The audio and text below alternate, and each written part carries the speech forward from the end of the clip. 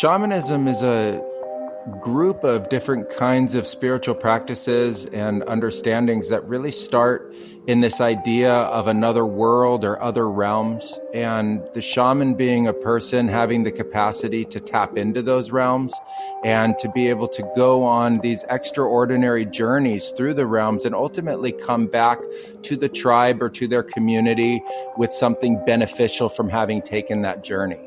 And so I think that's really the key element that really defines shamanism, is that idea of this otherworldliness that's part of, Earth and part of Earth life and Earth consciousness that's completely foreign to just normal everyday consciousness. You are now listening to the Soul and Wonder Podcast, episode 75, The Shamanic Path with Hamilton Souther. Welcome to the Soul and Wonder Podcast, where the conduits of the body, depths of the mind, and atlas of the soul are explored with devotion. Through cultural exchange, Christopher and Sarah and their guests will deliver sacred wisdom from around the globe, uncovering the hidden gems of conscious living and holistic healing, all to empower you on your journey of self-discovery. And now, here are your hosts, Christopher and Sarah. Hello, everybody. Christopher and Sarah here to welcome you back to another episode of the Soul and Wonder podcast, where every other week we bring you new interviews with super cool and world-renowned thought leaders, authors, and the like to support you in your personal growth and spiritual evolution. So whether you've been with us for a super long time or you're new to our show, we're really happy that you've decided to join us for another awesome episode. Today we have Hamilton Souther, master shaman and founder of Blue Morpho Shamanic Retreats. We're really excited to dive into the interview, but before we do so, we want to remind you to make sure that you subscribe to our show on Apple Podcasts, Spotify, and YouTube. And of course, if you love what you hear, please leave a review and share with your friends and family. That's the way that we get this information to spread and help us to grow. Yes, and of course, if you are on social media, which I don't know why you wouldn't be in 2019, you can find us on Instagram at Soul and Wonder Love. Tag us in your favorite episode. Which one's your favorite? Which ones you've been listening to? We've been getting a lot of messages lately. Really love hearing from everybody. And of course on Facebook at Soul and Wonder. So let's talk about Hamilton a little bit. Hamilton is the CEO, master shaman of visionary plant medicines, and founder of Blue Morpho Shamanic Ayahuasca and Sacred Plant Retreat Center in the Peruvian Amazon. It can be found at bluemorphotours.com. And over the last 12 years, Hamilton has meticulously studied and mapped modern mental illnesses to help thousands of his clients from around the world with depression, anxiety, drug addiction, and PTSD. Some of the topics that we cover in today's interview obviously all fall underneath shamanism, but we're going to talk about common Western misconceptions, even misconceptions about shamanism in these local cultures that he has lived for so long. We're going to talk about the pitfalls and the benefits. And most importantly, we're going to talk about how plant medicine has transformed people's lives. He has some incredible stories to share. And we're also going to talk about, if you're looking to find a shaman for your healing path, what to look for, and how to also maintain the integrity of shamanism if you're someone who feels called to walk the shamanic path. And Hamilton also shares with us a lot of awesome updates and things that he's up to recently that you're going to want to tune into. And so with that said, we hope you enjoy the interview.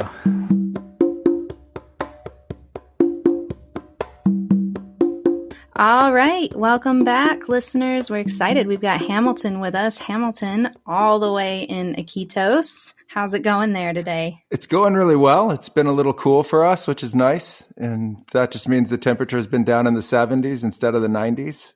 So it's been a little cool kind of couple days, but it's been really nice. And so muggy, though. Like thick. Heat. Oh, thick. muggy. It's thick. Yeah, you can cut the air with your hand. It's super thick. We were, just for the listeners, we were sharing some things off air about Sarah and I's experience in Iquitos and just reliving the memories a little bit. But I'm so glad to talk to you and really dive into shamanism, because this is a topic for, Sarah and I that, I guess maybe 4 or 5 years ago, getting deeply into herbal medicine and really just experiencing energetic work and really just experimenting with these realms has obviously brought us down the rabbit hole. And obviously, I'm sure you share the same feelings about that, considering the field that you're in. And so, I guess starting out, what exactly is shamanism and what got you started on your shamanic path? Sure. Shamanism is a group of different kinds of spiritual practices and understandings that really start in this idea of another world or other realms, and the shaman being a person having the capacity to tap into those realms and to be able to go on these extraordinary journeys through the realms and ultimately come back to the tribe or to their community with something beneficial from having taken that journey.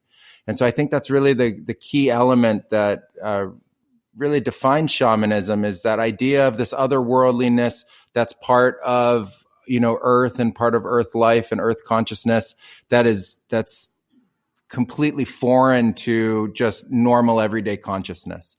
And then that ability to go into that altered state and actually have it be beneficial, not just a trip or just a personal experience, but something that can help others. Mm-hmm. Mm-hmm. I've heard the expression used before that it's like the shaman is almost like one foot in this world and another foot straddling the line into the other realms, like you were speaking about. And to me, that puts such a clear picture of the way a shaman brings from, the wisdom and knowledge and experience from the heavens, so to speak, down to earth for people to integrate and understand. Absolutely. I mean, the shaman, gets a calling traditionally that can look like a variety of different forms. Sometimes it's from illnesses. Sometimes it's traumas that take place. Other times it's a natural gift that they feel like they're born with. But around the world, tribal societies have always seen these figures of their communities as having that extraordinary ability to tap into something else. And as they get trained and live out their life as a shaman, it becomes obviously easier and easier to that idea of really straddling that line and being part in this world and part in a constant communication with the other worlds and the spirits and different beings that they work with. Mm. And so what got you started on your path? In my life, it occurred out of a series of spontaneous visions I started to have in my early 20s. I really had found this place in my life where I felt like I wasn't sure of my direction or where to go. And it's actually my mom. She came up with a great idea for me to give my life back to spirit. And so I literally did that without much belief in, the whole thing. I had no idea what would ultimately happen, but I really did give my life back to spirit. And then spirit showed up. And as a way to try to put context to it, I turned to shamanism as the means to explain the nature of the visionary experiences that I was having and the kinds of spirits that I was seeing. That's really intriguing. Yeah, it was completely spontaneous. It was something, like I said, I didn't believe in it. I didn't have a context specifically for it. I had studied anthropology in college, and so I had heard about, through the studies, cultures that had shamans and their different beliefs, but it was something that wasn't directly part of my own life. And so when I started to have these experiences and they were corroborated, it wasn't just a random, kind of vibe where you think you see something. I was really in connection with beings and what other people in the spiritual community called spirits. And I was able to see them, and other seers were also able to see them. And I just didn't have a context for that kind of experience. I knew that I was lucid and in sense sane, but having this dramatically altered experience because of, the inclusion of aspects of my consciousness that just hadn't been there before. And ultimately, they were very direct and gave me direction to go to Peru and to seek shamanism in Peru as a means to find answers for what was happening. Wow. That's incredible. And I know oftentimes when, we may get visions here and there, and sometimes you have to put the puzzle pieces together and you have to kind of piece everything together to figure out exactly what these messages are trying to tell you. But to have such clarity, that's insane. That's really cool. I love hearing that.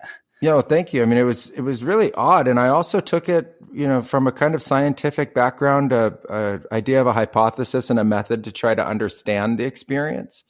I wasn't separated from that world in any kind of way of rational thinking or logical thinking. And so I really wanted corroboration. I wanted proof from the spiritual world that this was real and guided and directed and purposeful. I didn't want it to just be a flight of fancy or a delusion. I mean, that would have been the worst case scenario, is that you just, wake up delusional one day to what was going on. And so I really did demand this kind of, but not pushy demand, but demand in an insistent kind of way, that there be that level of clarity and that level of sign and corroboration throughout the entirety of the journey to ultimately finding my apprenticeship in shamanism and then studying. After that, I mean, everything had come true that I had seen in my visions. And so by that time, I didn't have any doubts or questions. And I was just, in my early 20s, really embracing the apprenticeship and embracing that trajectory. But at first, it was very scary and foreign to me. And so I really wanted there to be that level of, clarity to the visions and also, guiding associated with them. And one question kind of to get into the next segment that we'll go into, but what did this look like at this time? I mean, were you having, consistent visions for a long time, or was this pretty abrupt where you had the visions, contemplated for a bit, and then you find yourself in Peru? What did that look like? No, I mean, from the day that I started having the visions, I didn't stop. It was really wild. It's like a fundamental change or shift in consciousness took place. And I was all of a sudden able to be tapped in. And I found through texts on traditional shamanism that I was experiencing something that was, very akin to a traditional calling, even though it was happening in the modern world and in, California at the time, which was just really odd. For a location and a time for this to be happening. But in terms of the consciousness itself, it was, really just a traditional calling that you could read about in anthropological books or shamanic books.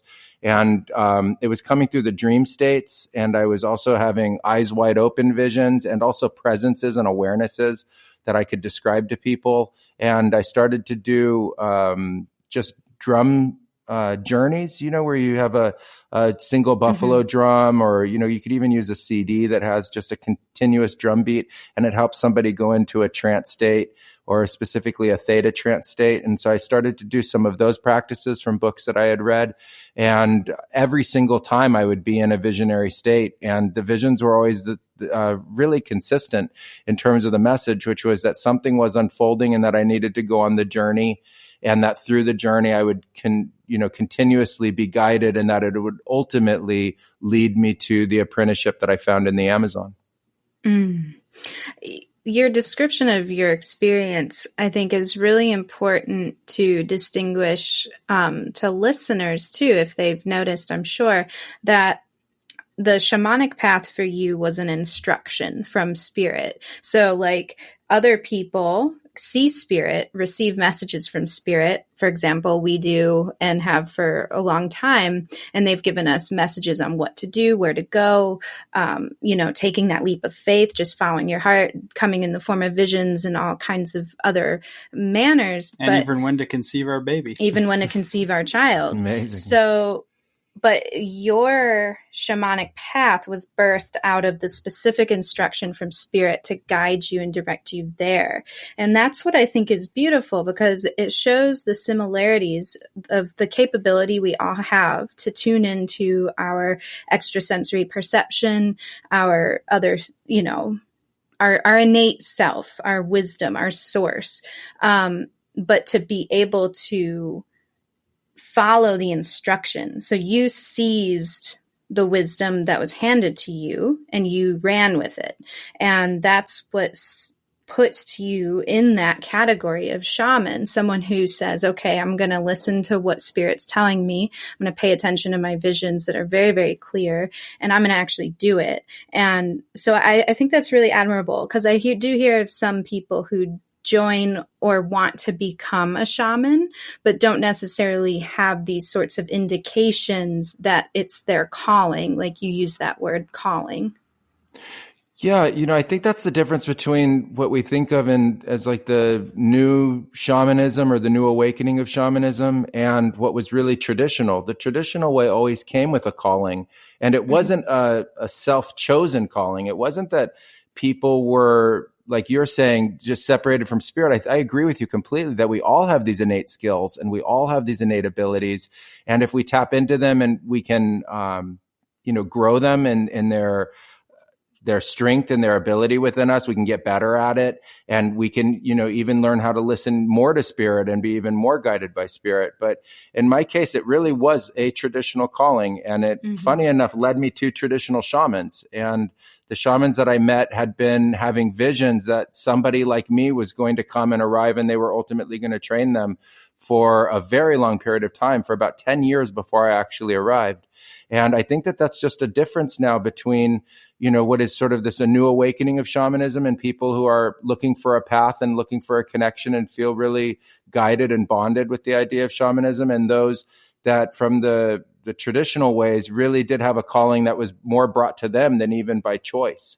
And ultimately, in the shamanic apprenticeship is where you see whether or not that calling is, real or legitimate by being in this state of testing that ability and testing that resolve and that decision to ultimately making it through apprenticeship and being considered a master shaman. And I know, obviously not from experience, but I've through books and through, hearsay and hearing other people, what that journey is actually like. And I can understand, at least from my perception, that is quite a difficult and challenging journey. And before maybe we get into that, I'm curious, how were you received when you got down to Peru? Of course, you had this apprenticeship set up, but how were you received by the natives that were obviously passing this knowledge and this wisdom down to you? Well, it's really interesting. I ended up making friends with the natives that lived near us in the forest, because I lived really deep in the forest, about 24 hours away from the city of Iquitos. Wow. And yeah, deep. I mean, literally my house that I built with my own hands was the last house on the river, and upriver there were no inhabitants on this tiny little tributary. And I was guided literally to that spot, which is, even more interesting. And in my first ayahuasca ceremony, I had visions that I was supposed to stay there and train. And I thought that was literally insane, because it wasn't with the shaman. They didn't say in the visions, you're going to be training with the shaman. And I ultimately didn't train with the shaman that I first drank with, but they said, you're literally going to stay here and train. And that's actually what happened. And the master shaman that I ultimately trained with, Julio Llerena Pinedo, lived 500 yards away. And I didn't know that at the time that I was in that visionary experience. So I ended up making friends with the natives, and they were, really supportive, but they were not of me being there, but not supportive of a Westerner or a foreigner being brought in and learning shamanism. It was actually taboo at that period of time and in that part of the forest to train a foreigner or an outsider. And so it didn't just happen, even though the calling had been there. It actually took a year and a half before I was fully accepted into apprenticeship. And so I had to live out in the forest and make friends and gain trust and confidence with the locals to the point that they would actually accept me. That actually leads me into this question that I jotted down to make sure to ask you, because I feel like that brings up a really important topic. In this new age, it really does seem that more and more Westerners are feeling called to practice shamanism. And like you said, at first, the natives were a little bit skeptical, maybe is the proper word. How can we ensure that this rise of the number of foreign shamans maintains the integrity of traditional and indigenous practices? I think it comes down to the shaman and their intentions. The shamanism it's an alive practice. It's constantly evolving and changing based on the practitioners. And, I've always said there's no like basic course of shamanism in the traditional world. You just get tossed into apprenticeship and you start learning. And so it really comes down to our intentions as practitioners, why we're doing it and what we're seeking. And it's our own integrity that ultimately represents the integrity of the practice. And I think, with the locals and with indigenous people that have been the caretakers of this sacred medicine and knowledge for so long, literally thousands and thousands of years, that we really need to show them why they should trust us. There's a lot of history and reasons to not trust us. And now we're coming from a different mindset and a different perspective. And so I think that that's something that can be demonstrated through, trustworthiness and honesty and integrity simply in our own being and the reasons why we're being drawn to the practices in the first place. Where I was training, shamanism was dying. The locals were no longer interested in it. The Peruvian government had brought in very tiny little medical outposts along the rivers that could give people pills, and people weren't going to the shamans as much anymore. And one of the things that we did was show the locals why shamanism was still so important to their culture. And we really, in that part of the forest, revived shamanism well before we ever created Blue Morpho and started offering the practices to people from all over the world, creating a whole nother kind of revival in the importance of the practices. But I think that it's something that we show the locals and why they should have a new opinion about our reasons for being here and what we're trying to do with their medicine. Mm-hmm. You mentioned something there about how you had to almost retrain the locals into buying into their own wisdom and their own lineage that was teaching all of these things. And it's interesting because the Western footprint runs quite large. And we saw this, it was very apparent in Africa. A lot of the, cultural and tribal traditions of the past were often getting muddled and lost into just stolen into this sea of convenience and all of these different things that were happening there, and continuing to this day. So actually getting back to your roots and how important that is for all of these cultures. Because if not, they're going to be swallowed up and lost completely. Well, then that's the paradox is that, the Western footprint has done quite a lot of damage, obviously. I don't think we need to go into that. But to hear you say that that the Western, rise of shamanism was able to co-create with the indigenous people instead of, projecting or putting their own ideas and thoughts and, concepts onto these people saying, oh, you need to think this way and do it this way. It sounds like it became a co-creative experience that evolved over time into some kind of almost a third entity. Yeah, I think that's a very fair way of looking at it. That's why I was saying shamanism is evolving. And the Western consumerism is, from what I can tell from my own travels, literally everywhere.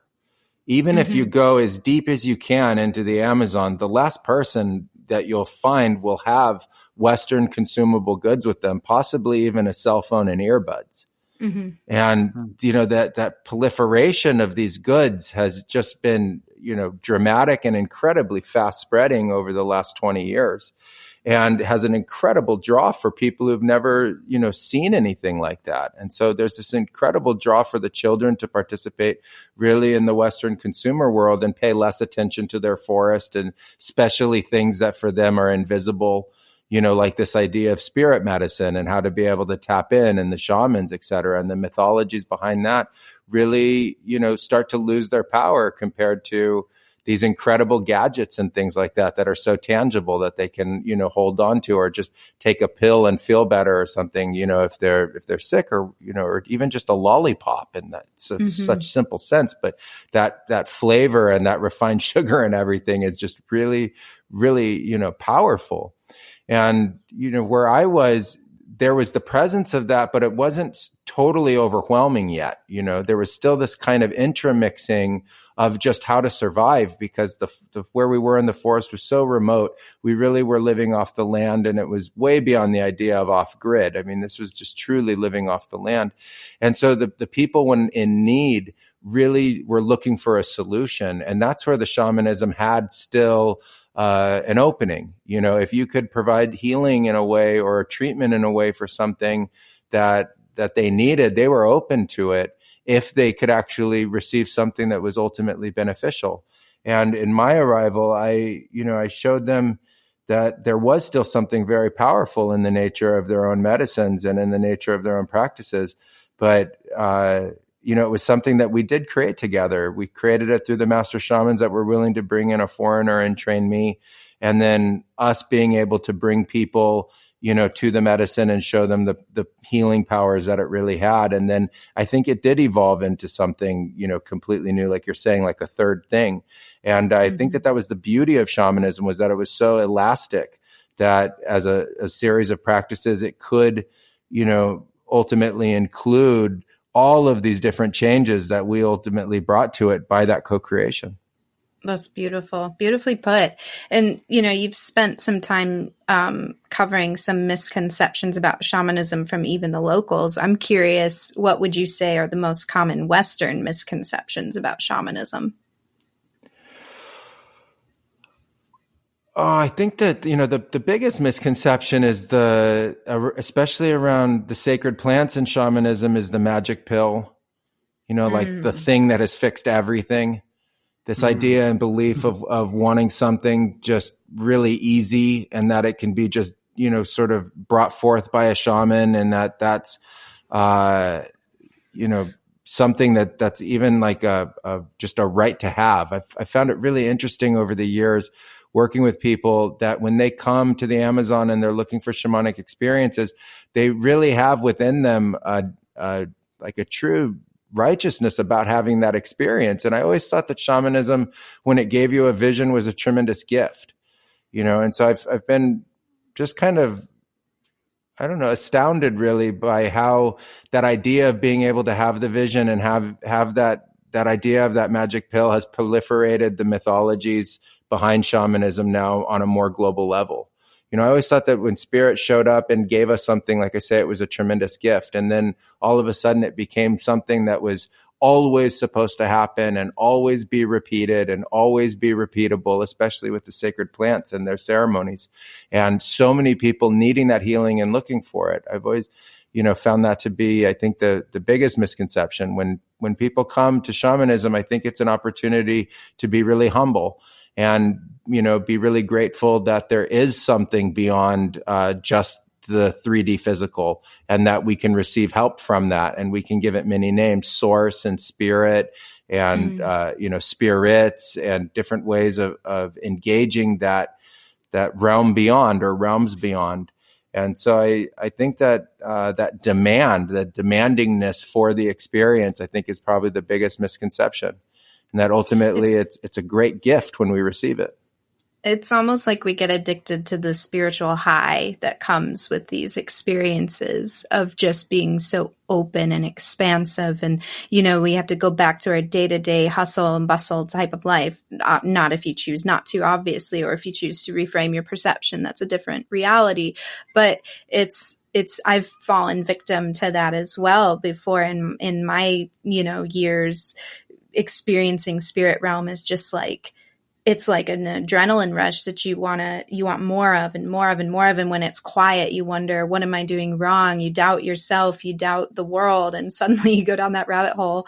And I love that you mentioned that, because it is something sacred that can be internalized and integrated. And if we're able to let go of even something of that caliber, we're able to continue to practice that humility, that humble nature of experiencing life in each passing moment as it needs to be experienced, and then making space for the next passing moment to happen as it needs to be experienced. Yeah, I completely agree. Shamanism is, it's so vast as an exploration and means of exploration.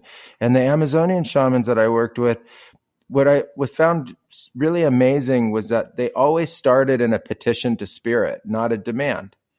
They were always petitioning. They were always saying, please show up, please be part of this. Because without the spirit, the shaman doesn't have any extraordinary capacities. It's a symbiotic relationship between the shaman and the plants and the spirits of the plants in the way that they describe their mythology. And so it always started at the very basics of an invocation to the spirit to be present and be part of the experience and to light up the experience for everybody and actually make it known.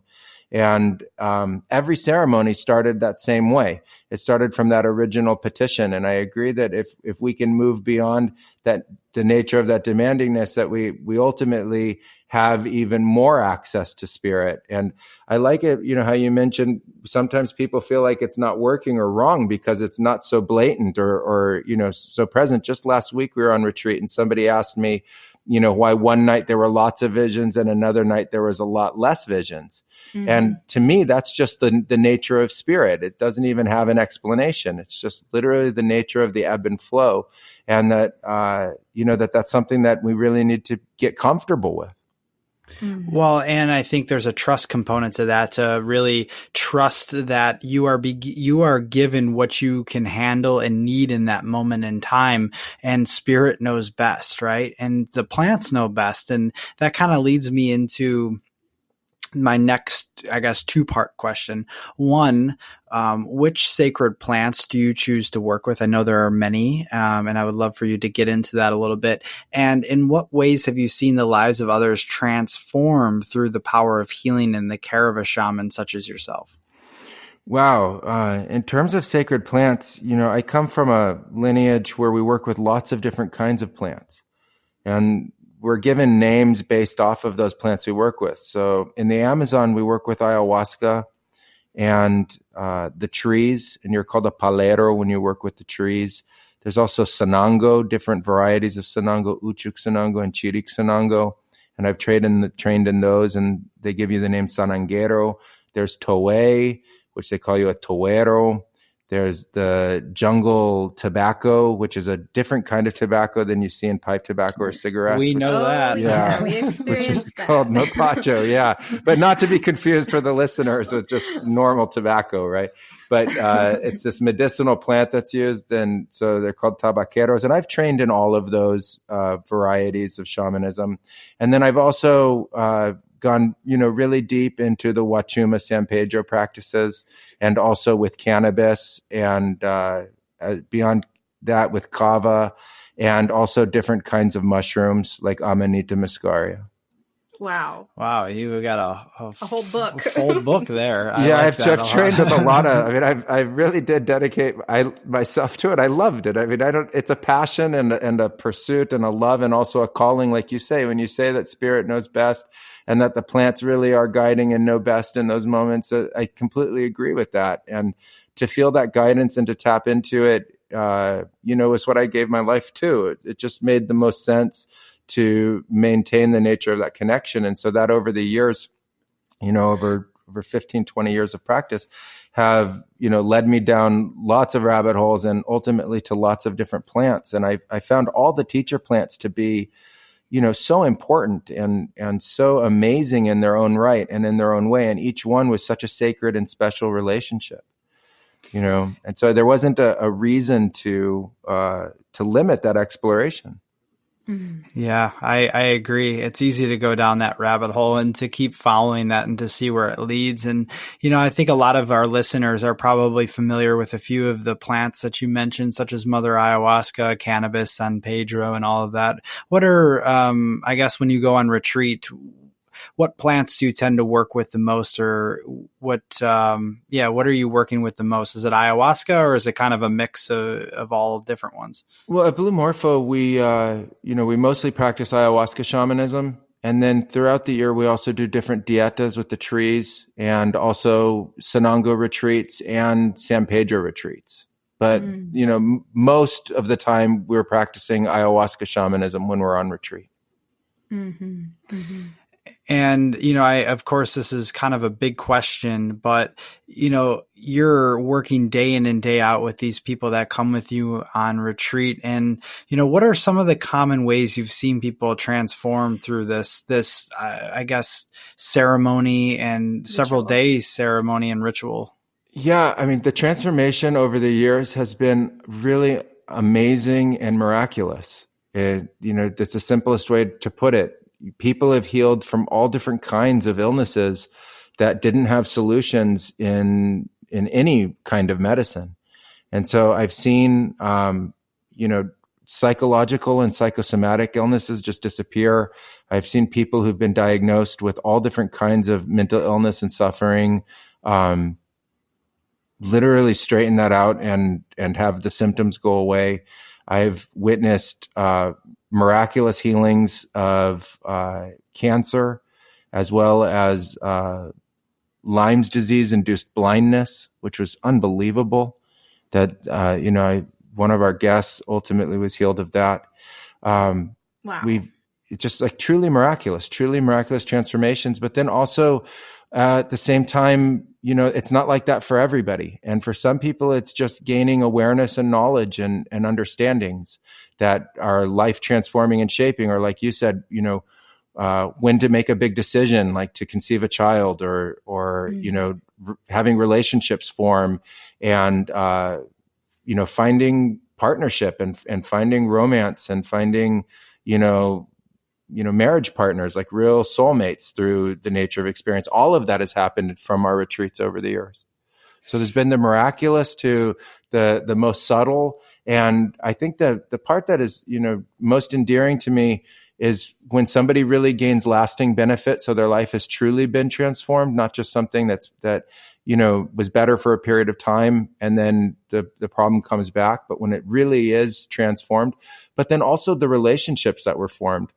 When people met each other through our retreats and fell in love and ended up creating family together and stuff, I think that's, some of the most endearing changes, because those people were, searching for love and they found it. And not only that, they found a kind of bond that is in its own right spirit. And I think that, is one of the most beautiful gifts I've been able to be a part of.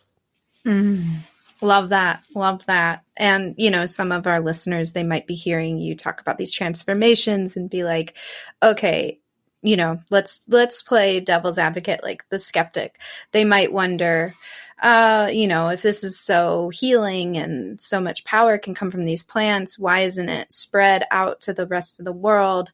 And I want to ask you, like, what's your opinion on these plant medicines being brought from their rooted culture and spreading out into places like the Western world, et cetera? We had a shaman in Ecuador who travels frequently to Canada to teach about Ayahuasca and the power of that plant, because he believes that it's important to get into the hands of the Western world. However, Ayahuasca is a much more docile, plant to use. So I'm curious, what's your opinion on the pop-ups in the United States, even, of ayahuasca places, San Pedro, etc.?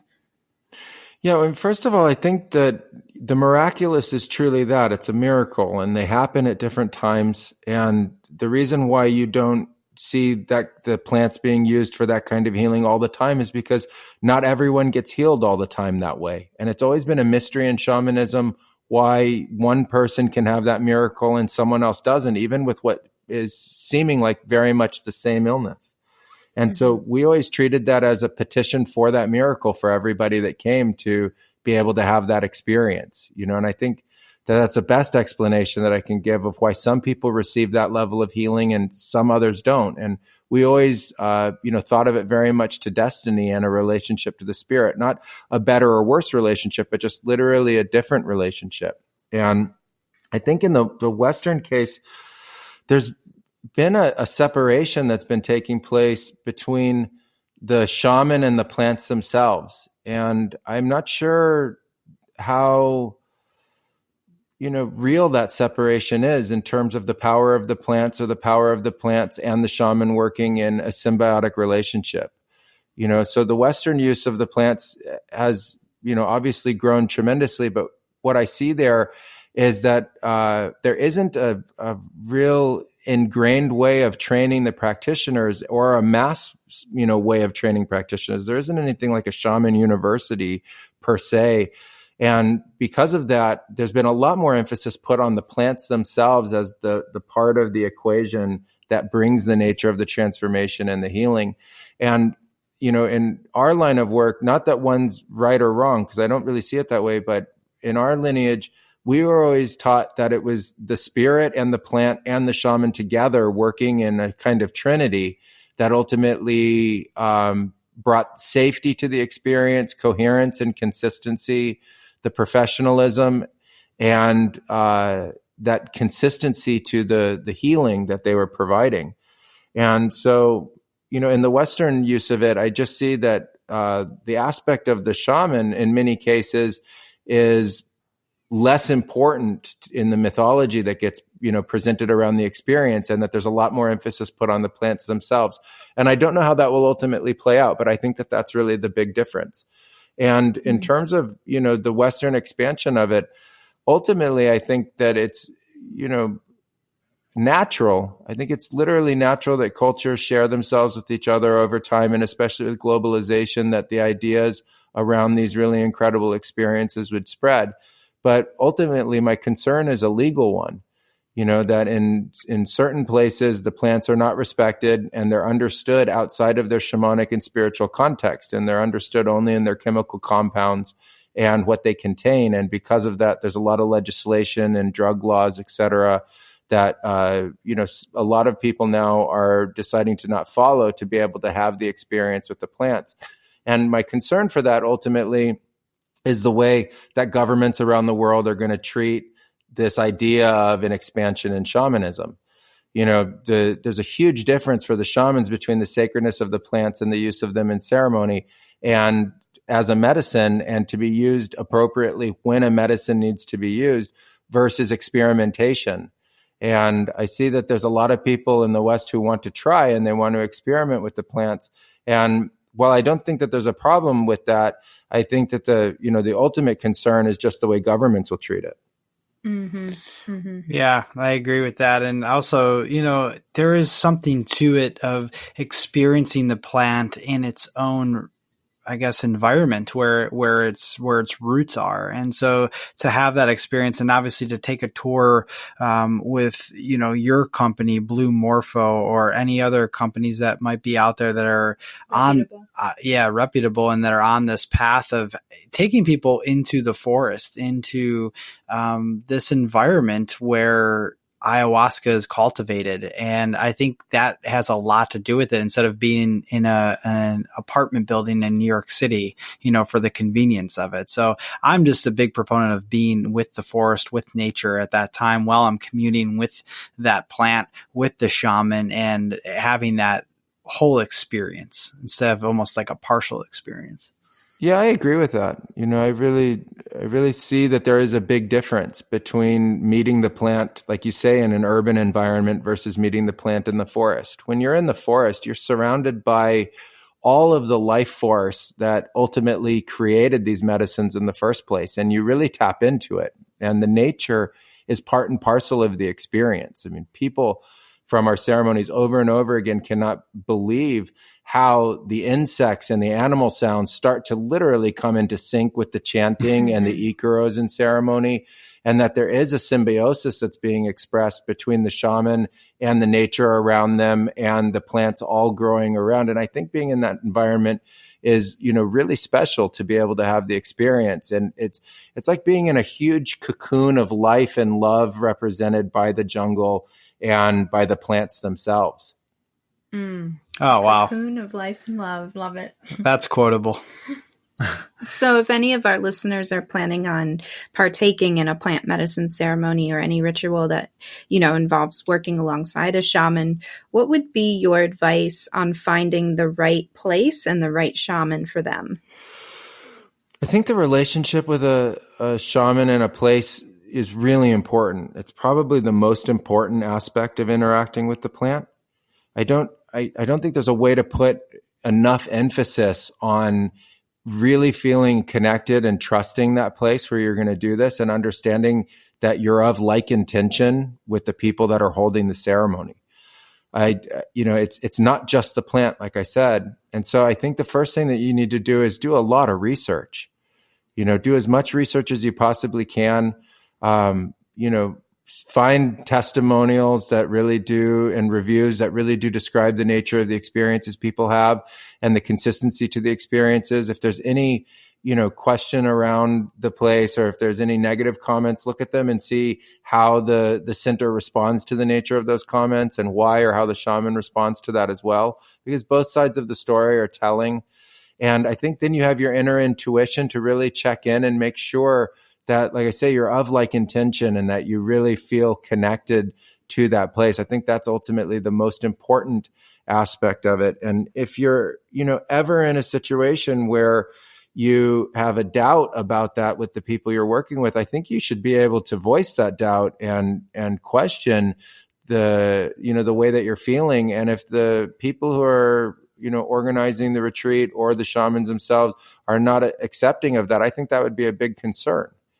I would be open about the nature of how I felt, especially if there was ever a moment where I didn't feel right about the experience. And then you can always make the decision at that point to stop and, ultimately do something else, or go somewhere else, or find other shamans that really are more in alignment with you. But that key alignment is what's most important, that you're there for the same reasons that they're there. And in the case of our center, our goal is to always hold the safest, most professional space for everybody, and to fulfill their intentions, so that we're always on the same page with our guests. So our intention is to help fulfill their intentions. And so then the ceremony is always cohesively bonded. What type of screening do you do to, if somebody were to, say, interact with you and say, you know what, I want to come on this tour, I want to do this with you? What type of screening do you do any screening at all? Yeah, it's absolutely important. There are a lot of different Western medicines that are just not compatible with the different plants. And so screening is absolutely important. And there's also certain people that aren't compatible for different reasons, either based on illnesses that they have and the kinds of reactions that you can have. In the case of our center, there's an extensive screening process that you go through online, where we have a questionnaire that's very much like you would see in a medical facility, a questionnaire of all medical history, and then any kinds of supplements, vitamins, or medicines or medications that you would be on. And then we have a representative of our company that interacts with you via email or via a call to be able to go over any questions and concerns. If there's any, gray area or question or borderline scenario that could be there. And then in many occasions, if there is, we ask that the participant get a recommendation from their doctor, an actual written recommendation that they're of, appropriate health to be able to participate in the experience, or that they go on a plan with the doctor's approval of weaning off different medications for the amount of time necessary to be able to participate with the plants. We've always been integrated with Western medicine, not separated from it. And so we've always seen that as being part of the responsibility of the shamanic practice to understand the intricacies of Westerners and the complexities of their life. If you're an indigenous person living off the land and eating the plants of the forest, you don't have the potential for a drug interaction, from a kind of antidepressant or a blood pressure medication, et cetera, that could be negatively affecting in ceremony. So we actually take our guests through an extensive process, and it has been, something that's been part of our center since the inception of it. I like that. I'm glad, to hear that. And obviously our listeners, that want to learn more about you and your work and possibly coming on retreat with you, where can they find you? You should come to bluemorphotours.com and check us out online. And then also there's a Facebook group for Blue Morpho as well. Wonderful. And is there any updates that you want to share that you have going on right now, or anything coming up? We just have some amazing retreats coming up. Actually, this time of year is when we really get into the most dynamic time of our retreats. And so we have ayahuasca-based retreats and ayahuasca and tree dieta as well as San Pedro retreats coming up, and later in the year, a Sanango Dieta as well. And so, really everything that we offer is coming up in the next months. And if you're interested in these kinds of experiences in Amazonian shamanism, it's a great time to come visit us. How wonderful. I encourage all of our listeners to definitely check that out. Sarah and I have had our own experiences in the jungle, and, it's something that we've both said that we'd love to do again. And there's definitely some very good possibility we'll be contacting you in the future at some point, and really would love to share that space with you. Fantastic. That'd be wonderful. We'd love to have you guys down. Well, thank you so much for coming on. I really enjoyed this conversation. It was really I'm glad that we got to break all of this down and really heal any misconceptions that there may have been around shamanism. And thank you so much for your work and everything that you're doing for the world to help people through this shift of consciousness that's happening right now. Well, thank you so much too. Thank you guys for your work and putting the message out there. I've been really moved by the people in the world of podcasting that have given a voice to these kinds of conversations. And so, tremendous amount of love and heart for you guys for doing this. I really appreciate it. Great interview with Hamilton. We really appreciate him coming on. And, if you guys are serious about really diving into some of these sacred plant medicines, definitely recommend his center. Go down, check out Blue Morpho Tours.